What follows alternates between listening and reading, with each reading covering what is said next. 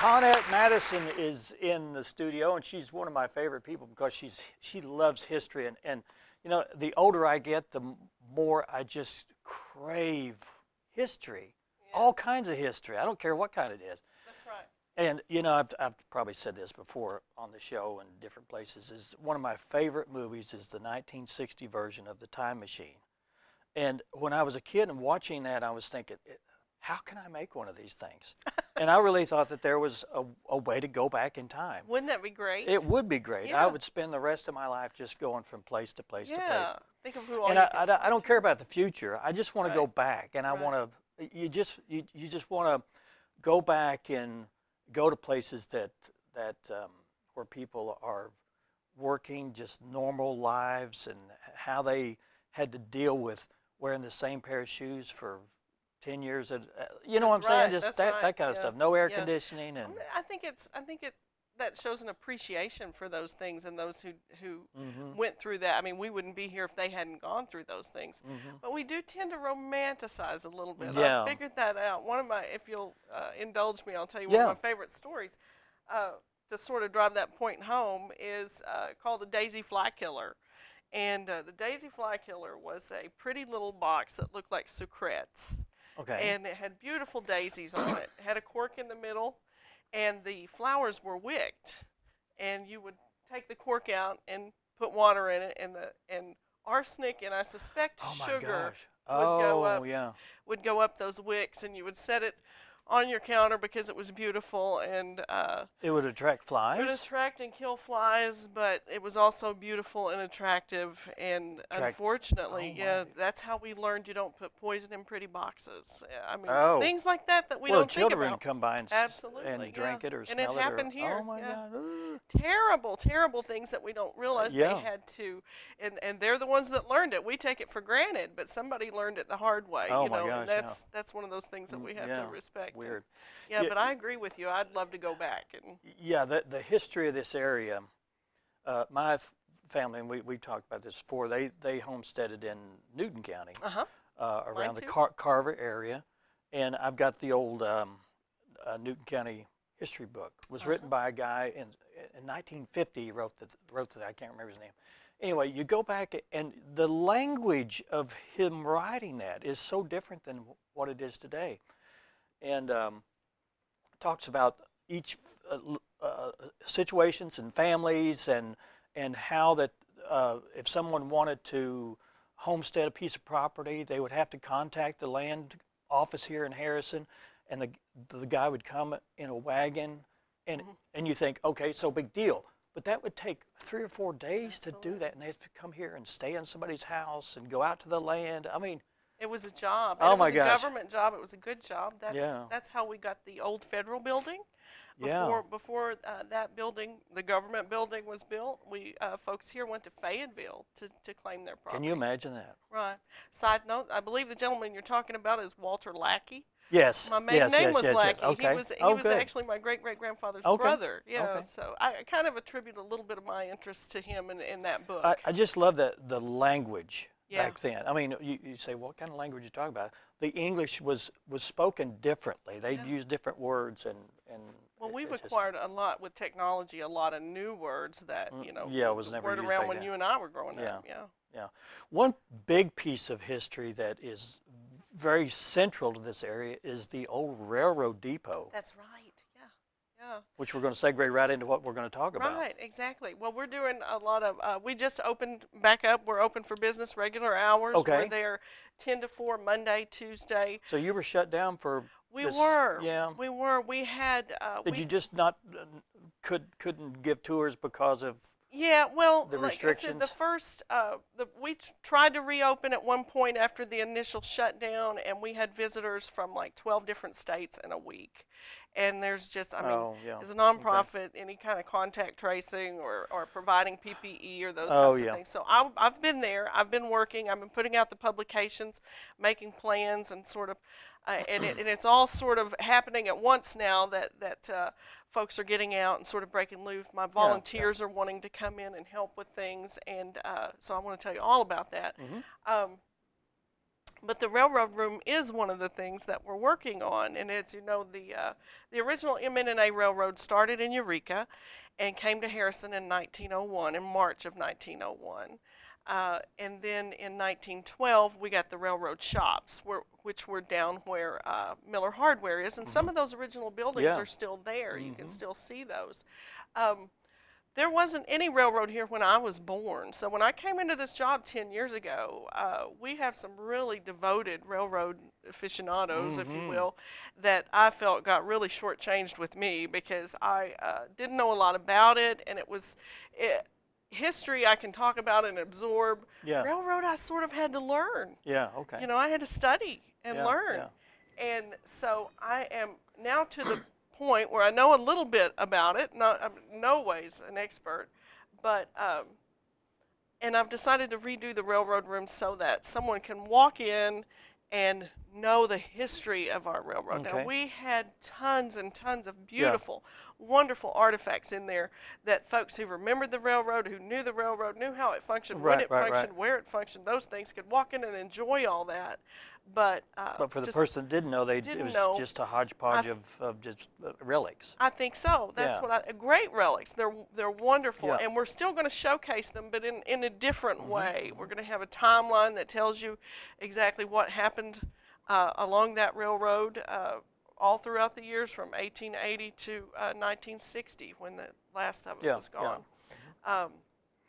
And then the people. We're going to go into the people, the job descriptions and what they did and how that was important, the impact it had on the local economy in good times and bad, the different phases of it because it changed companies several times. It needed to do that. Wow. And then, of course, because we were the home office, if you will, of that railroad, the offices were here. I believe the Sam Alexander building was built for the M&A offices, and we'll have a mock-up office because we have a lot of relics and artifacts that came from those, and a ticket booth, and dedication to the Youngers who gathered all that material and wanted to do a museum in Beaver, Arkansas, and that just never came to fruition. And they started looking for a home for their collection and came here, and that was just one of those things. At the same time, the Historical Society was sort of looking for a place, and the Youngers approached and said, we have all these artifacts for the railroad, and the old high school was being emptied at that time, or our building, and so they moved in there. Had it not been for the railroad and the Youngers, I mean, it was very instrumental in the entire Boone County Museum. Yeah, so if it wasn't for that, the building probably wouldn't be there today. I hope that's not true. I love that building. I always love coming here because this building is just a year or two younger, and ours has been extensively remodeled in the 50s, so it's still nothing modern, but yours is the original, and I really enjoy this building. I think ours was sort of like that before it was remodeled. Yeah, I love this building. So what are some of the artifacts you brought with you today? One of the things that I brought, I think this is so cool. Just an example. I've got one of those. Yeah, well, we've got tons and tons of these that look just like this, but this one was an old railroad spike. Right. That's what held the rails to the ties. Right, right. And so we've got a lot of them, but this one was the first spike removed when the M&A tracks came up, and Jim Cecil donated that to the museum and held on to it. So was that a ceremony? I'm sure it was. Well, it had to have been. Sure, I mean, that this was is the number one. It was probably pretty sad, I think. There was a lot of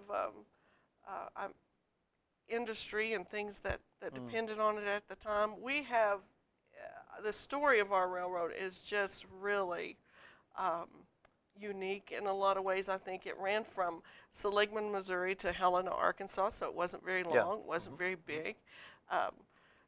When we got the shops in 1912, and when World War I started, you know, the government commandeered the railroads, and they paid the conductor in Harrison, Arkansas, the same thing they did in New York City, and that didn't last for long. But those types of labor disputes, then when the private owners took it back over and couldn't pay those wages, that sort of started the downfall. Really, it was just turmoil from then on. But the first spike, Okay. that'll be featured That's on our okay. timeline. I brought, you'll be interested in this. This is a 1945 Missouri and Arkansas Railway Company. Again, a name change by 1945. And the schedule, and you can see here that the train coming into Harrison would arrive at 11:44 and leave at 11:59. Wow, that was a quick stop. That's right, very quick. And then it would go on. Let's see, you could be at Leslie by 2:34. Almost an hour's trip. Oh, okay. So Yeah. they were booking along pretty good, I guess. Now, if you were just going to Bellefonte, you would be there by 12:11. So just about 10 minutes, Okay. 10, 12 minutes. But that's what's so unique about history is if you were able to go back, you could get on the train and say, wow, people really had slow lives back That's right. back then. You enjoyed Yeah. enjoyed it. You took a journey. Mm-hmm. Yeah, it was a journey. Yeah. Cool. Cool. There, we have a diary at the museum that someone kept when they left Illinois and came here, and it took, I believe, a good month to get to the Alpena area, I believe. But they documented each and every day and stop. Not on the train, but just their travel. Wagons. Wagons, and yeah. And every time they had to ford a river or, avoid an animal or those things. Oh my gosh. I documented and printed that journal at one time, and then MapQuested it. It's a 5-hour trip now. Took about a month then. Oh my gosh. I think probably theirs was a lot more exciting, a lot more memorable. Oh, I'm sure it was a lot more yeah, exciting. it was really, really interesting. Probably a lot of heartache along the way too. Yeah, yeah. Just think exactly. of, we don't even think about going over a water like Crooked Creek. That's right. I mean, for them, it's like coming up to the It's a journey. edge of the bank and going, oh my, can the horses make Exactly, this? and if Can it couldn't, you had to wait a few days until it went Oh, my down. I mean, gosh. we think about, but I've heard old women myself. We were talk about or shed tears because it rained really hard right before their mother died, and no one could get to the funeral. Oh, Yeah. We don't think about that. don't We think don't about that. appreciate that. we've got to have everything now, don't we? That's right. That's right. Wow. I have some great books at the museum. This came out in 1912. At the same time at the shops, we offer this at the museum. It's the Oak Leaves, and we still print this. This is half of the Historical Society publication. Lynn Brown, who grew up here near the railroad and working with the railroad, and as a matter of fact, he's been an engineer with the railroad all of his life in different, I believe he's in Kansas now, but he helps edit and produce Very good. the Oak Leaves, which is all about our railroad. And then locomotive cars and motor cars that were on the M&NA. Nice. So these are for purchase at Yes, the. they are. Okay. And Missouri and North Oh, yeah. Arkansas Railroad, history through the miles. So we have a lot going on down there. Those are good gifts for people that you say, Absolutely. what am I going to get that person? This, Right. if they love history, this would be perfect. Yeah, I think Yeah. so too. So anybody that wants to buy me a birthday present in October, there you go. Books. Great books. Would you come back? Absolutely. I've been yes. trying to get you for the last I know, couple months. We've and been really busy, and Yeah. we have, like I said, everything's just sort of coming together all at one time. So sure, yeah, Okay, always Yeah. a pleasure. good. All right. Well, thank you so much for being here. Thanks for having me. I love these segments. All right. All right, let's take a break, and when we come back, we have Beth Kaffenberger and Rebecca Force from the Boone County Library. We'll be talking about whatever they want to talk about, because they called me and said, we got some great things to talk about, and we're going to find out all about that in just a few minutes. Stay with us. You're watching 726.